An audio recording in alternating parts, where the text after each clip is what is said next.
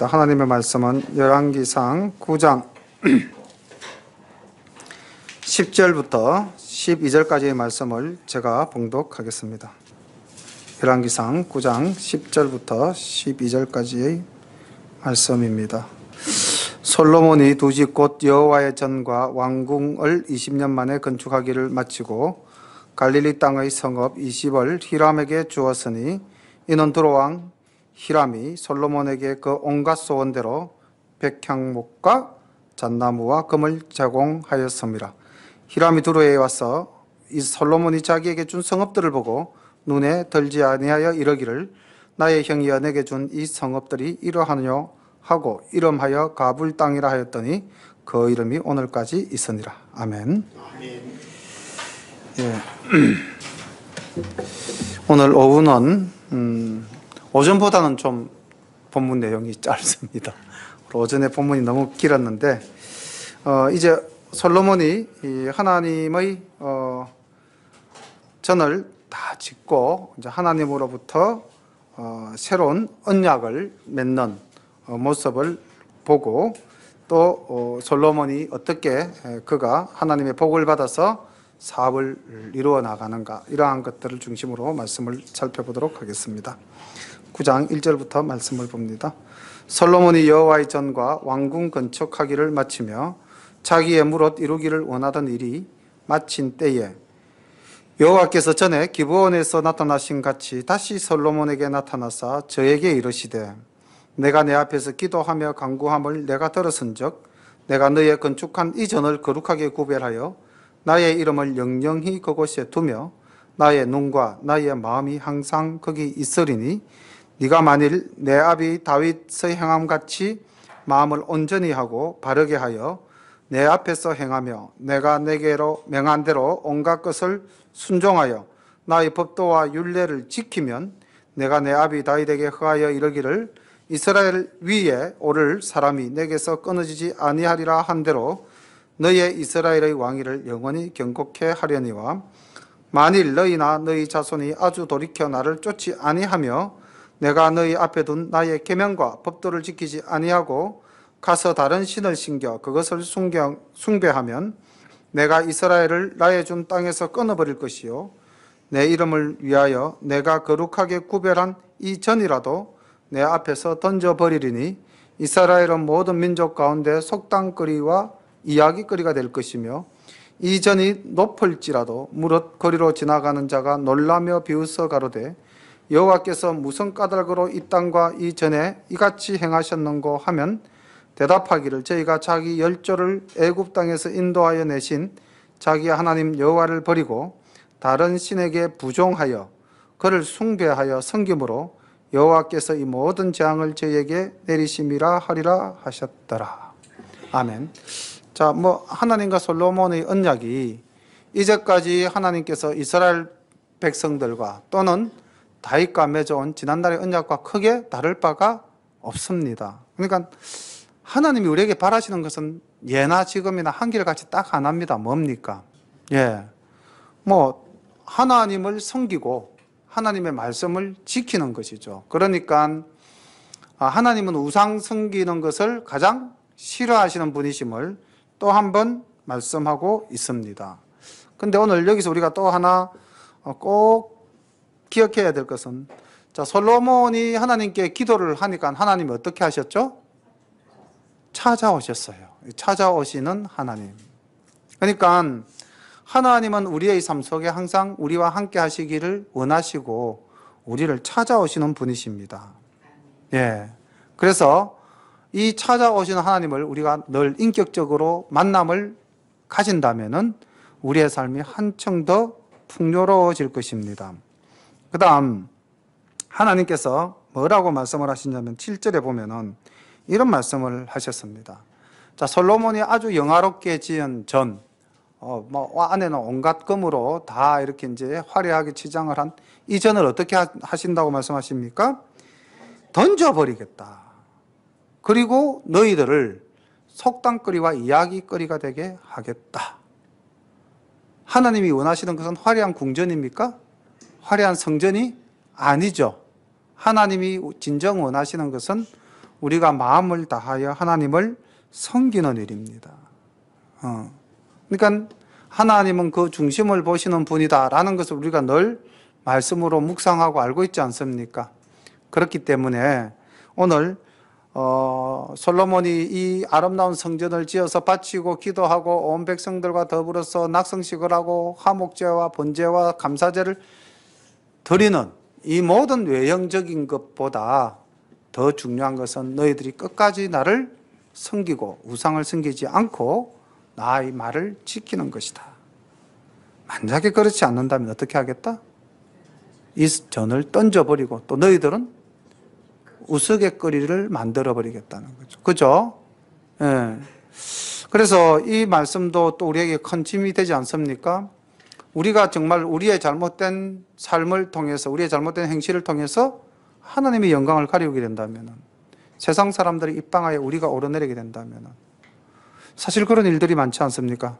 대형교회가 탈법, 불법, 그 다음 지금 뭐 한창 문제가 되고 있는 종교인 가세 문제라든지, 그 다음 뭐 목사님들의 일탈된 행동으로 인해 가지고 신문기사나 아니면 매스미디어에 뭐 탑기사로 올라오르는 일들이 얼마나 많습니까? 이게 하나님이 얼마나 가슴 치며 아파하실 일들입니까? 그러니까 8절 보십시오. 이전이 높을지라도 무릇 거리로 지나가는 자가 놀라며 비웃어 가로되 여호와께서 무슨 까닭으로 이 땅과 이전에 이같이 행하셨는고 하며 대답하기를 저희가 자기 열조를 애굽 땅에서 인도하여 내신 자기 하나님 여호와를 버리고 다른 신에게 부종하여 그를 숭배하여 섬김으로 여호와께서 이 모든 재앙을 저희에게 내리심이라 하리라 하셨더라. 외인들이 우리를 이렇게 비웃게 된다는 거죠. 저거 하나님을 제대로 안 섬겨서 저 아들이 저리 된 거 아이가, 이렇게 이야기한다는 것이죠. 우리는 온전한 삶을 통해서 또 하나님을 늘 가슴속에 모시고 오전 예배에서도 잠시 말씀을 드렸지만은 야긴과 보아스라는 두 신앙의 기둥을 굳게 세우고 우리의 전을 유지해 나갔으면 합니다. 10절 말씀 봅니다. 솔로몬이 두 집 곧 여호와의 전과 왕궁을 20년 만에 건축하기를 마치고 갈릴리 땅의 성읍 20을 히람에게 주었으니 이는 두로 왕 히람이 솔로몬에게 그 온갖 소원대로 백향목과 잣나무와 금을 지공하였음이라. 히람이 두로에서 와서 솔로몬이 자기에게 준 성읍들을 보고 눈에 들지 아니하여 이르기를 나의 형이여 나에게 준 이 성읍들이 이러하뇨 하고 이름하여 가불 땅이라 하였더니 그 이름이 오늘까지 있으니라. 히람이 금 120달란트를 왕에게 보내었더라. 가불이라는 이 말은 카불, 히브리어로는 카불이라고 하는데 쓸모없는, 가치가 없는, 별로 좋은 것이 없는 뭐 그런 의미를 가지고 있습니다. 실질적으로 뭐 땅 자체가 그렇게 몹쓸 땅은 아니지만은 두로 왕이 보았을 때는 두로가 이 해양 민족, 베니게 민족이지 않습니까? 그러니까 그들에게 사실은 산악 지역이라는 것이 갈릴리 주변의 그 산악 지역은 그렇게 필요한 땅이 아니죠. 오히려 그 밑에 가이샤라가 있는 악고 지방이라고 하는 해안가를 사실 자기들에게 주었으면 하고 아마 바라지 않았겠는가. 그랬는데 솔로몬이 어떤 의도로 주었는지 자기에게 물품을 제공한 대가로 갈릴리 성읍을 주었습니다. 그래서 아마 이 두로 왕이 별로 마음에 안 들어서 나의 형이여 내게 준 이 성읍들이 이러하뇨? 하고 이름을 가불이라 하였다. 그 이름이 오늘날까지 전한다. 이렇게 이제 기록이 되어져 있습니다. 솔로몬 왕이 역군을 일으킨 까닭은 여호와의 전과 자기 궁과 밀로와 예루살렘 성과 하솔과 머깃도와 게셀을 건축하려 하였음이라. 전에 애굽 왕 바로가 올라와서 게셀을 탈취하여 불사르고 그 성에 사는 가나안 사람을 죽이고 그 성읍을 자기 딸 솔로몬의 아내에게 예물로 주었더니 솔로몬이 게셀과 아래 벳호론을 건축하고 또 바알락과 그 땅의 덜에 있는 다드몰과 자기에게 있는 모든 국고성과 병거성들과 마병의 성들을 건축하고 솔로몬이 또 예루살렘과 레바논과 그 다스리는 온 땅에 건축하고자 하던 것을 다 건축하였는데 무릇 이스라엘 자손이 아닌 아모리 사람과 헷 사람과 브리스 사람과 히위 사람과 여부서 사람의 남아있는 자 곧 이스라엘 자손이 다 멸하지 못하므로 그 땅에 남아있는 그 자손들을 솔로몬이 노예로 역군을 삼아 오늘까지 이르렀으되 오직 이스라엘 자손은 솔로몬이 노예를 삼지 아니하였으니 저희는 군사와 그 신복과 방백과 대장이며 병거와 마병의 장관이 됨이었더라. 솔로몬에게 역사를 감독하는 두목 550인이 있어서 역사하는 백성을 다스렸더라. 바로의 딸이 다윗성에서부터 올라와 솔로몬이 저를 위하여 건축한 궁에 이를 때에 솔로몬이 밀로를 건축하였더라. 솔로몬이 여호와를 위하여 쌓은 단 위에 해마다 3번씩 번제와 감사제를 드리고 또 여호와 앞에 있는 단에 분향하니라. 이에 전 역사가 마치니라. 솔로몬 왕이 에돔 땅 홍해 물가 엘롯 근처 에시온 게벨에서 배들을 지은지라. 히람이 자기 종 곧 바다에 익숙한 사공들을 솔로몬의 종과 함께 그 배로 보내매 저희가 오빌에 이르러 거기서 금 420달란트를 얻고 솔로몬 왕에게 가져왔더라. 이제 솔로몬이 이 성전과 왕궁을 짓고 난 다음에도 보니까 계속해서 그 토목 사업을 이렇게 해서 병거성을 짓고 국고성을 짓고 하는 것들을 볼 수가 있죠. 그러니까 자기가 하고자 하는 대로 다 하였더라.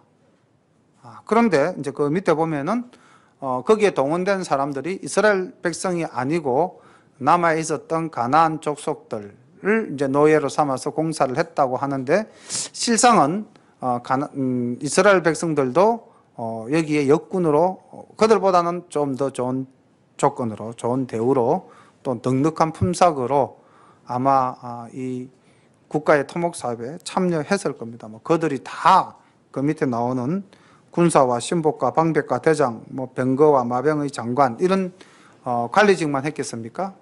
일부 그런 사람들도 많았겠죠. 그러나 이스라엘 백성들도 아마 역사에 동참을 했기 때문에 나중에 르호보암이 왕이 될 때 노인들이 이 르호보암 앞에 나아가서 우리의 면역을 좀 수월하게 해달라라는 청을 하지 않습니까? 아버지 때 고생 많이 했다는 거죠. 편안하게 살기도 했지만은.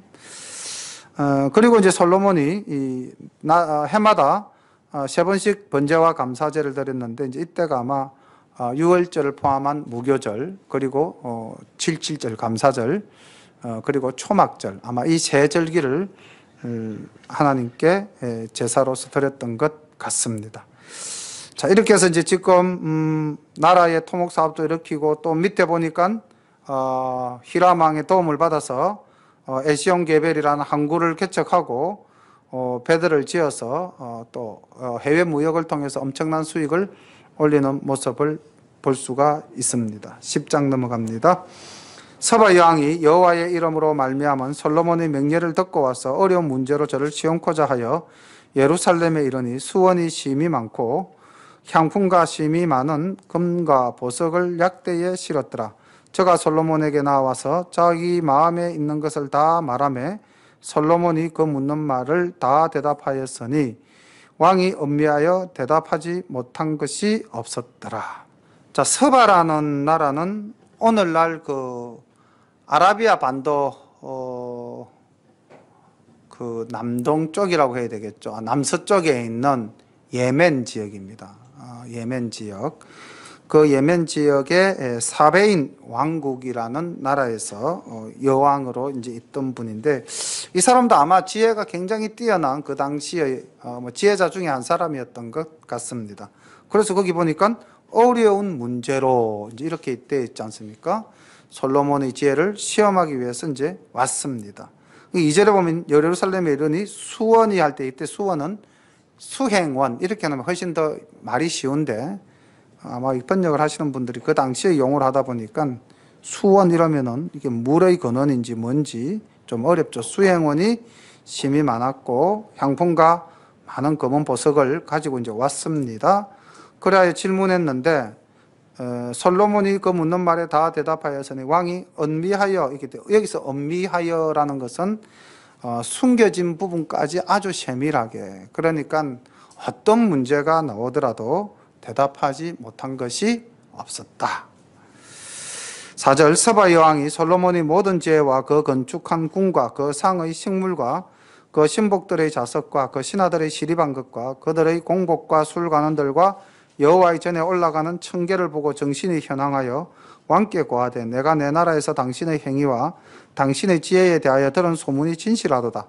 내가 그 말들을 믿지 아니하였더니 이제 와서 목도한적 내게 말한 것은 절반도 못되니 당신의 지혜와 복이 나의 들은 소문에 지나도다. 복되도다 당신의 사람들이여 복되도다 당신의 이 신복들이여 항상 당신 앞에 서서 당신의 지혜를 들음이로다. 당신의 하나님 여호와를 송축할지로다. 여호와께서 당신을 기뻐하사 이스라엘 위에 올리셨고 여호와께서 영영이 이스라엘을 사랑하심으로 당신을 세워 왕을 삼아 공과 의를 행하게 하셨도다 하고 이에 저가 금 120달란트와 심히 많은 향품과 보석을 왕께 드렸으니 서바 여왕이 솔로몬 왕께 드린 것처럼 많은 향품이 다시 오지 아니하였더라. 자, 서바 여왕이 솔로몬의 지혜와 또 솔로몬의 그 이루어놓은 업적에 굉장히 놀라는 장면들로서 이제 연결이 되어지고 있는데, 여기서 이제 우리가 놀라운 것은 이 서바 여왕이 누구를 찬양하고 있습니까? 하나님을 찬양하고 있습니다. 여호와를 찬양하고 있습니다. 그러니까 이게 진짜 우리가 보여야 될 모범적인 행동이 아닐까 싶습니다. 우리로 말미암아 우리가 칭찬을 듣는 것이 아니라 우리가 섬기는 하나님이 칭찬을 영광을 받으시는 것. 우리는 그냥 하나님의 영광의 도구로 쓰임 받는 것. 사실 우리가 이런 자세로 살아야 되지 않겠습니까? 예. 그리고 또 여기 또 하나는 굉장히 부러워하면서 바라보는 대상이 하나가 있는데 그게 누구냐면은 솔로몬의 신하와 솔로몬의 백성이죠, 그죠? 야, 당신처럼 좋은 왕을 만나서 사는 저 백성들은 참으로 복됩니다. 이렇게 이야기를 하고 있습니다. 좋은 지도자를 만나는 건 큰 복입니다. 국가가 정말 평안하고 국민들의 삶이 안정된다는 것은 좋은 지도자를 만났을 때죠. 그래서 우리가 좋은 지도자를 만나기 위해서는 어떻게 해야 됩니까? 좋은 지도자를 뽑는 능력도 우리 스스로가 갖추어야 됩니다. 네. 결국 우리가 무능한 지도자를 만났다. 그것은 곧 우리의 무능함을 이야기하는 것이죠. 근데 사실은 좋은 지도자를 만나서 우리가 이 땅에서 조금 편안하게 사는 것도 좋지만 그보다 더 좋은 건 뭘까요? 그렇죠. 하나님의 자녀가 되는 거죠. 근데 아직까지 하나님의 자녀가 되지 못한 많은 사람들이 있지 않습니까? 그들에게 하나님을 만날 수 있는 그런 기회를 우리가 오늘 그들에게 통로를 열어줘야 되지 않겠는가. 그렇게 하기 위해서는 우리가 좀 더 지역을 복음화하기 위해서 힘을 써야 되지 않겠는가. 이 지역의 많은 분들이 우리 열림교회를 통해서 하나님을 찬양하는 이 서바 여왕과 같은 그런 분들이 많이 나기를 소망합니다. 11절 오빌에서부터 금을 실어온 히람의 배들이 오빌에서 많은 백단목과 보석을 운반하여 오매 왕이 백단목으로 여호와의 전과 왕궁의 난간을 만들고 또 노래하는 자를 위하여 수건과 비파를 만들었으니 이 같은 백단목은 전에도 온 일이 없었고 오늘까지도 보지 못하였더라. 서바 여왕이 본 이 여호와의 전에서 이 백단목 이것에 대해서 굉장히 이제 감탄을 한 거라서 아마 부연으로 이렇게 달아놓은 것 같습니다. 솔로몬 왕이 왕의 규례대로 서바 여왕에게 물건을 준 외에 또 저의 소원대로 무릎 구하는 것을 주니 이에 저가 그 신복들로 더불어 본국으로 돌아갔더라. 근데 이 13절을 가지고 이제 또 일부 이렇게 해석을 하죠. 규례 외에 서바 여왕이 또 원하는 것을 솔로몬이 주었다. 근데 그것이 무엇이었을까? 솔로몬의 씨다. 그래서 아기 씨를 받아 가지고 가서 그 여왕이 아이를 낳아서 새로운 왕조를 세웠다. 이 전설에 있다고 그럽니다. 그래서 이제 아비시니아 왕족의 조상이 되었다라는 이런 이야기가 있다고 하는데 이거는 믿거나 말거나 통신에 해당이 되는 거고요. 지금 이 구절은 성경 전체적인 내용을 가지고 봤을 때는 솔로몬이 얼마나 부귀영화가 풍족했는지 일단 우리가 요즘도 그렇지 않습니까? 대통령들끼리 만나면 이게 의전으로 서로 주고받는 물건 있지 않습니까?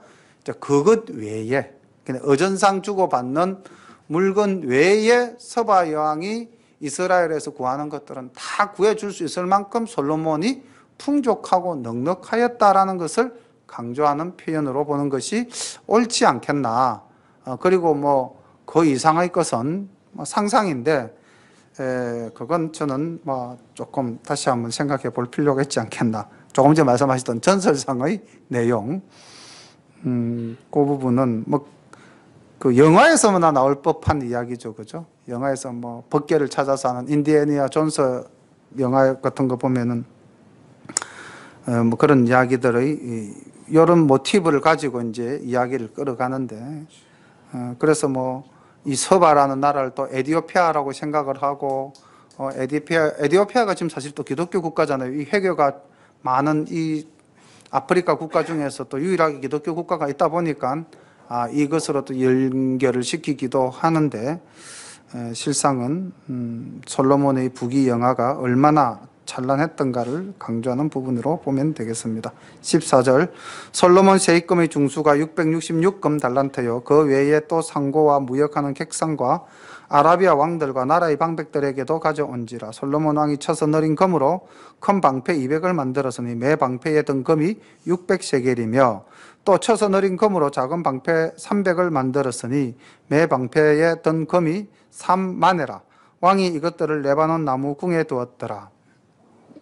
보통 우리가 방패, 전쟁의 무기에 쓰는 방패는 나무로 된 판 앞에 가죽을 이제 이렇게 붙여서 무기로 활용을 하거나 아니면 이제 장식용으로 벽에 걸어두는데, 지금 솔로몬은 얼마나 그 영화가 극에 달했는지 가죽 대신에 무엇으로?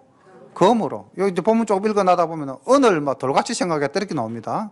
그러니까 금 아니면 상대를 안 했다는 거죠, 그죠? 여기 금 600세겔로 방패에 그 금을 널려서 입혔다 하니까 그 600세겔이 얼마냐? 6.8kg입니다. 우리가 한 돈이 3.7g입니까? 그럼 한 돈이 7g, 3.7, 10돈이 37g. 뭐 이렇게 생각해 보면 이게 지금 금이 액수로 환산이 안 되죠, 그죠? 그 방패에. 그리고 큰 방패에 약 6.8kg의 영이 이제 금이 소요가 됐다면은 작은 방패는 3만에 이렇게 된대. 여기서 1만회가 571.2g이라고 그래요. 아까 세겔은 11.4g. 그래서 한 세겔은 11.4g이니까 600세겔이니까 약 6.8kg이 나오고요. 1만회가 571g이니까 3만회 크면은 약 1.7kg이죠. 그 작은 방패에는 1.7kg의 금이 덧입혀졌고 큰 방패에는 6.8kg의 금이 덧입혀졌다는 거죠.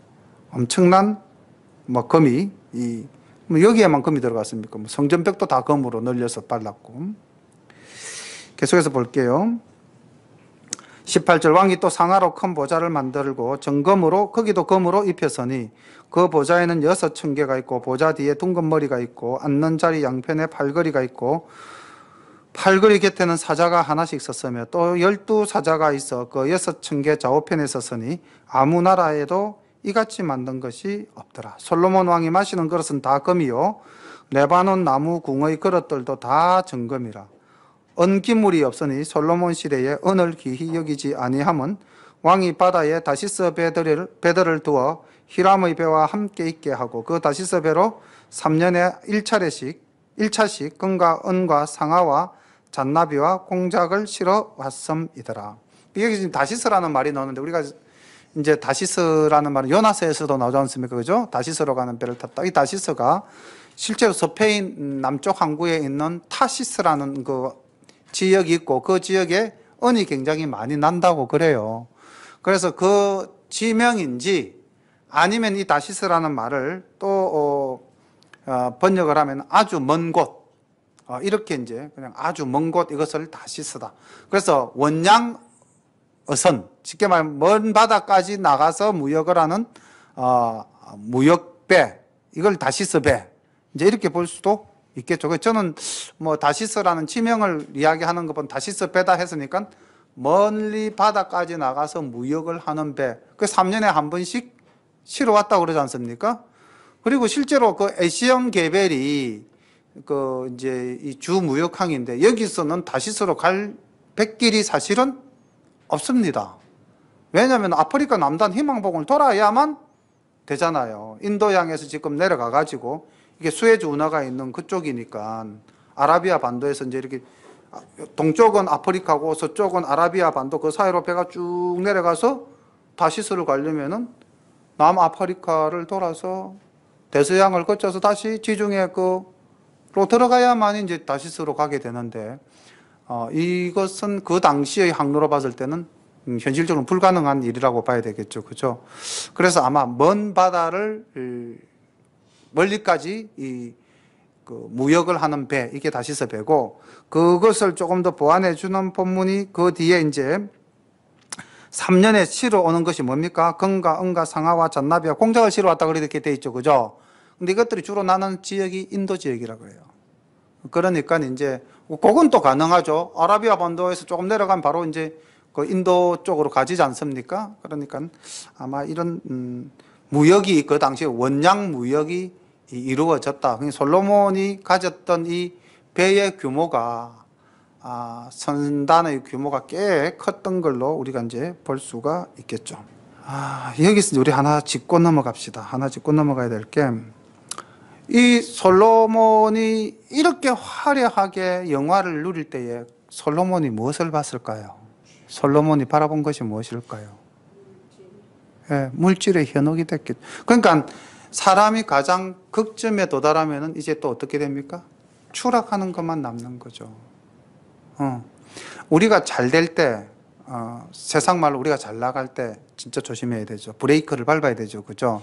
잘 나간다고 해서 계속 막 악셀에다 밟아버리면은 추락합니다. 솔로몬이 이때에 이 물질적인 풍요를 누리게 해주신 분이 누구다? 하나님이다. 그 하나님을 바라봤다면 아마 솔로몬이 절제했을 겁니다. 그렇지 않겠습니까? 그런데 솔로몬이 하나님을 바라보지 않고 물질 그 자체에 빠져들어 버렸기 때문에 그 다음 이제 향락으로 가는 거죠. 향락으로 갔을 때 가장 대표적으로 다가오는 게 뭡니까? 남자에게는 뭐 여자니까. 그래서 이제 11장 우리가 다음 주일날 보면은 완전한 솔로몬의 내리막길을 보게 되는 겁니다. 자, 우리는 무엇을 바라봐야 될까요? 우리가 바라봐야 될 대상은 무엇일까요? 예.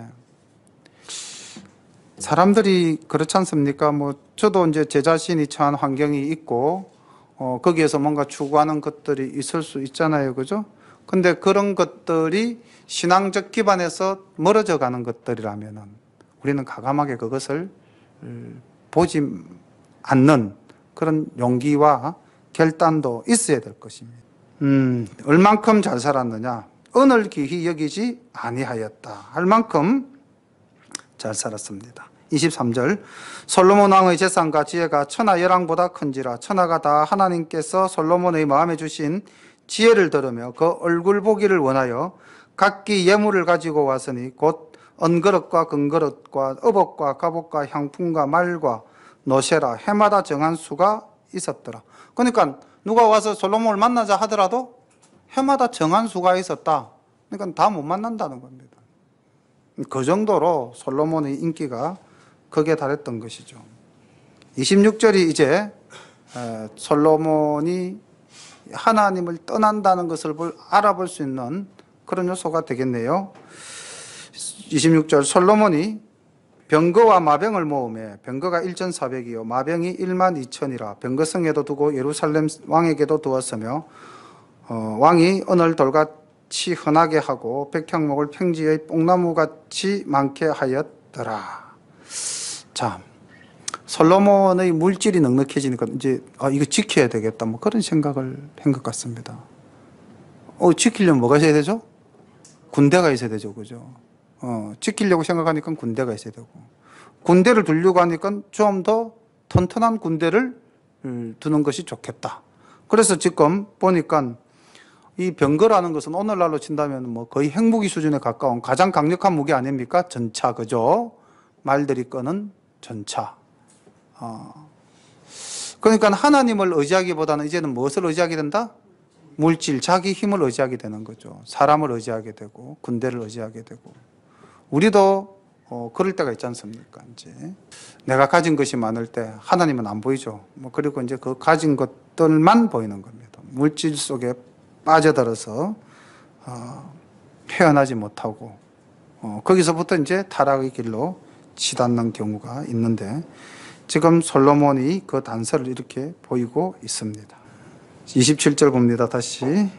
왕이 예루살렘에서 언을 돌같이 흔하게 하고 백향목을 평지의 뽕나무같이 많게 하였더라. 솔로몬의 말들은 애굽에서 내어왔으니 왕의 상고들이 때로 정가하여 산 것이며 애굽에서 내어 올린 병거는 하나에 은 600세겔이요 말은 150세겔이라. 이와 같이 헷 사람의 모든 왕과 아람 왕들을 위하여도 그 손으로 내어왔더라.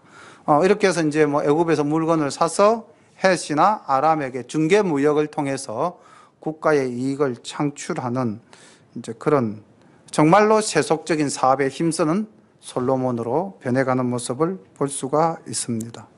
물론 이제 아까 위에서 보면은 매년마다 세 차례씩 여호와의 전에서 제사를 드렸다라고 기록은 되어져 있습니다만은 솔로몬이 그 마음에 하나님이 점점 멀어져감을 그리고 자신을 능력을 의지하게 되는 그런 모습으로 변해져가는 모습을 보는데 다음 주일에는 좀 더 솔로몬이 어떻게 하나님으로부터 멀어져 가는가 하는 것을 보게 되겠습니다.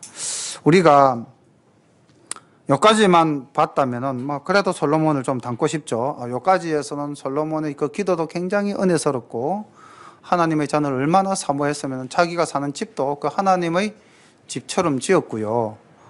그렇게 또 하나님께 아주 웅장한 예배도 드렸고요. 오늘날 예배를 친다면 뭐 말도 못할 오케스트라 다 불러놓고 예배 드린 거 아닙니까? 그런 예배도 드리고 하나님께 영광을 돌렸는데 그래서 하나님께서 정말 그가 구하지 아니한 물질의 복을 막 엄청나게 부어 주셨는데 그 축복의 근원을 잊어버리는 거죠. 우리가 늘 잊지 말아야 될 것은 내 복의 근원이 어딘가, 내 이 모든 복은 어디로부터 왔는가, 그것을 우리가 늘 기억해야 됩니다. 이 모든 복의 근원이 내 힘으로부터 왔다? 절대로 아니죠. 그럼 망합니다. 이 모든 복은 하나님으로부터 온 것이다. 예, 기도드리겠습니다. 사랑의 아버지 하나님, 은혜를 감사합니다. 솔로몬의 부귀 영화를 보아도 별로 부러운 생각이 들지 않는 것은 아버지 하나님, 이렇게 저희들이 하나님을 아버지라 부르고 아버지의 품 안에서 평안하게 사는 것, 이 자체가 더 기쁘기 때문인 것 같습니다. 사랑의 아버지 하나님, 우리의 마음속에 야긴과 보아서 두 믿음의 기둥을 세우고 하나님의 능력으로 하나님께서 세우신 하나님의 거룩한 전되는 우리 몸을 하나님 은밀함 중에도 보시는 하나님을 늘 의식하면서 우리가 하나님 은혜 가운데 살아가는 저희들 되게 하옵소서. 아멘. 아버지 하나님, 이 세상에 물질이 우리를 유혹할 때도 있습니다. 또 저희들이 약하다 보면 그 물질에 또 현혹되어서 우리가 삶의 본질 또 신앙의 본질에서 벗어나 아버지 죄를 범할 때도 있습니다. 하나님, 그때 저희들을 돌이키게 하시고 깨닫게 하여 주시어서 아버지 하나님, 정말 우리의 삶에서 브레이크를 밟고 하나님께 다시 돌아가는 깨달음, 그런 지혜를 저희들에게 늘 허락하여 주옵소서. 아멘. 하나님께서 은혜로 늘 함께하여 주시기를 바라오며 간구할 때마다 예수님 이름 받들어 감사하며 기도드립니다. 아멘.